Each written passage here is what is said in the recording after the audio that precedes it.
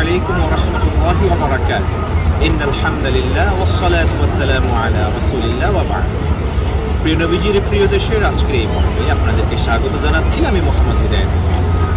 মদিনাতুল মুনাওয়ারার মসজিদে নববীর প্রান্ত থেকে এই মুহূর্তে আমি আপনাদের সাথে কথা বলছি। আজকের এই পর্বে আমরা আপনাদেরকে দেখানোর চেষ্টা করব মসজিদে নববীর দৃষ্টিনন্দন কারুকার্য, স্বর্ণখচিত সৌন্দর্য। প্রিয় দর্শক শ্রোতা, চলুন তবে ঘুরে দেখা যায়। রবির নির্দিষ্ট প্যাকের একটি অংশ বিদ্যানন্দের মাধ্যমে চলে যাবে সুবিধাবঞ্চিতদের ইফতারে। রবি।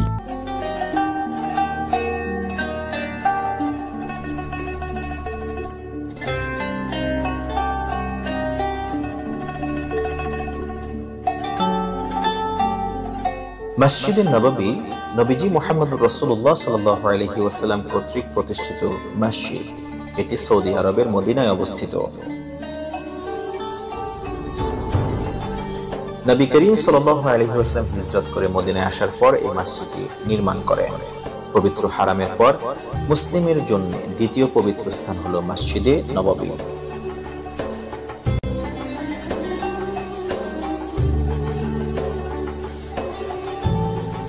তৎকালীন মক্কার গভর্নর বাদশাহ ওমর ইবনে আব্দুল আজিজ রাহিমাহুল্লাহ এই মসজিদের সম্প্রসারণের কাজে হাত দেন।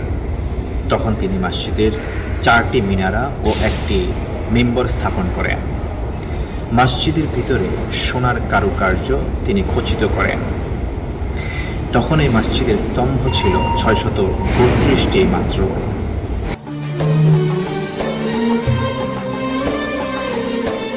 আল্লাহ তাআলার অসংখ্য পবিত্র নিদর্শন রাজ্যের মধ্যে পবিত্র কাবা শরীফের পরে গুরুত্বপূর্ণ ও পবিত্র নিদর্শন পবিত্র মসজিদে নববী। মহিমান্বিত এই মসজিদে নববী অর্থ নবীজির মসজিদ। এই মসজিদটি হচ্ছে পৃথিবীর সর্বোত্তম ও পবিত্র স্থানের মধ্যে দ্বিতীয়, যেথায় মুহাব্বা সহকারে 1 রাকাত নামাজ পড়লে 50,000 রাকাত বা কোনো কোনো বর্ণনায় 1000 রাকাত কবুল হওয়া নামাজের সওয়াব পাওয়া যায়।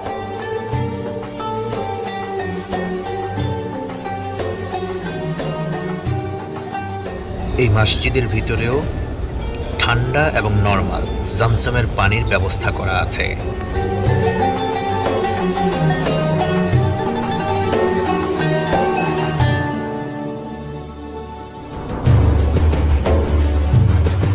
এই মসজিদের গুরুত্ব ও মর্যাদা নিয়ে কোরআন হাদিসের অসংখ্য নির্দেশনা রয়েছে। সৌদি আরবের মদিনায় মুনাওয়ারায় অবস্থিত এই মসজিদটি। এই মসজিদের অভ্যন্তরে দক্ষিণে অবস্থিত প্রিয় নবীজি মুহাম্মদুর রাসূলুল্লাহ সাল্লাল্লাহু আলাইহি ওয়াসাল্লামের মাকবারা বা রওজা শরীফ।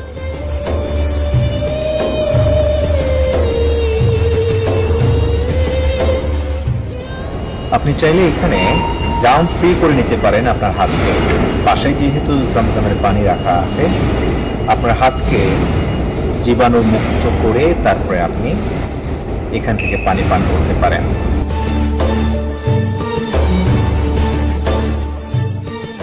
নবীজি মুহাম্মদুর রাসূলুল্লাহ সাল্লাল্লাহু আলাইহি ওয়াসাল্লাম যখন মক্কা থেকে মদিনায় হিজরত করেন তখন এই শহরটির নাম ছিল ইয়াসরিব।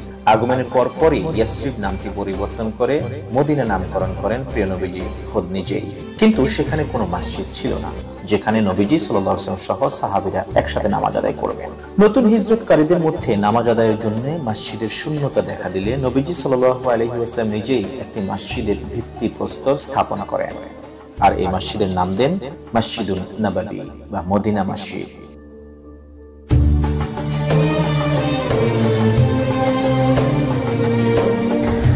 মসজিদে নববীর ইতিহাসে সবচেয়ে বেশি সংস্কার ও উন্নয়নের কাজ হয় মরহুম বাদশাহ ফাহাদ বিন আব্দুল আজিজ রাহিমাহুল্লাহর আমলে। এই সময় মসজিদের ভিতরাংশের পরিধি বেড়ে দাঁড়ায় 82,000 বর্গমিটারে, যাতে 2,68,000 মুসল্লি একসাথে সালাত আদায় করতে পারে।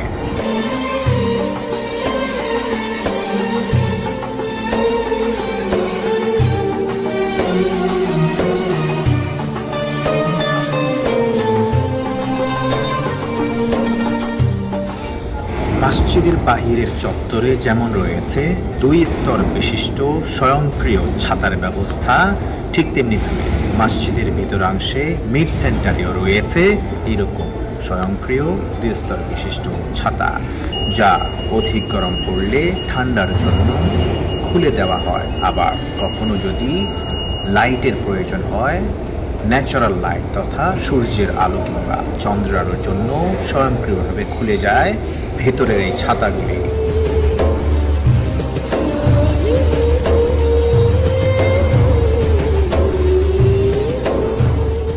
নবীজি সাল্লাল্লাহু আলাইহি ওয়াসাল্লামের হস্ত মোবারকে ভিত্তি দেয়া পবিত্র মদিনা মসজিদ নির্মাণের জন্য নাজ্জার গোত্রের সাহাল ও সুহাইল নামক 2 যুবক থেকে প্রয়োজনীয় জমি কিনে নিয়েছিলেন নবীজি সাল্লাল্লাহু আলাইহি ওয়াসাল্লাম নিজে। প্রথম নির্মিত পবিত্র মদিনা মসজিদের প্রাথমিক আয়তন ছিল 100 বাই 100 হাত, 56 বাই 56 গজ।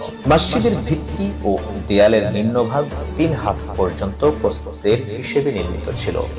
প্রথম পর্যায়ে মদিনা মসজিদ রৌদ্রের শুষ্ক ইট দ্বারা নির্মিত হয়। এই রৌদ্র শুষ্ক ইট ও সিমেন্ট হিসেবে আল খাবখাবা উপত্যকা হতে আনিত কাদা দ্বারা তৈরি হয়েছিল।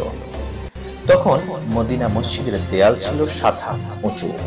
এর ছাদকে শক্তিশালী ও মজবুত রাখার জন্য মদিনা মসজিদের 36টি খেজুর গাছকে স্তম্ভ হিসেবে ব্যবহার করা হয়েছিল। মসজিদের ছাদ নির্মিত হয়েছিল খেজুর পাতা দিয়ে। ছাদকে সুন্দর রৌদ্র ও বৃষ্টি থেকে রক্ষা করার জন্য খেজুর পাতার উপর কাদামাটির আস্তরণ লেপে দেওয়া হয়েছিল। এই মসজিদের ভিতরে ঐতিহাসিক আরো যেসব নিদর্শনাবলী রয়েছে তার মধ্যে আছে পৃথিবীর শ্রেষ্ঠ মানুষ নবী মুহাম্মদ সাল্লাল্লাহু আলাইহি ওয়াসাল্লামের মাধ্যমে প্রথম খলিফা ও দ্বিতীয় খলিফা যথাক্রমে আবু বকর সিদ্দিক রাদিয়াল্লাহু তাআলা আনহু, ওমর ইবনে খাত্তাব রাদিয়াল্লাহু তাআলা আনহুর মাকবারা, রিয়াদুল জান্নাহ বা জান্নাতের টুকরা আমাদের আয়েশা সিদ্দিকা রাদিয়াল্লাহু তাআলা আনহার ঘর এবং নবীজি সাল্লাল্লাহু আলাইহি ওয়াসাল্লামের খুতবা দেওয়ার মিম্বার। সর্বশেষ আধুনিকায়নে পবিত্র মসজিদে নববীর নবসজ্জা ও রূপদান করেন সৌদি বাদশাহ আব্দুল আজিজ ইবনে সাউদ। এর পরিকল্পনা করা হয় 1948 খ্রিস্টাব্দে। উল্লেখ্য, পবিত্র মসজিদে নববী তথা মহানবী সাল্লাল্লাহু আলাইহি ওয়াসাল্লামের রওজা পাকের দুপাশেই শায়িত আছেন প্রিয় নবীজির প্রাণপ্রিয় সাহাবী, ইসলামের প্রথম খলিফা সিদ্দিকে আকবর আবু বকর সিদ্দিক ইবনে আবি কুহাফা রাদিয়াল্লাহু তাআলা আনহু এবং ইসলামের দ্বিতীয় খলিফা ফারুক-এ আযম হযরত ওমর ইবনে খাত্তাব রাদিয়াল্লাহু তাআলা আনহু।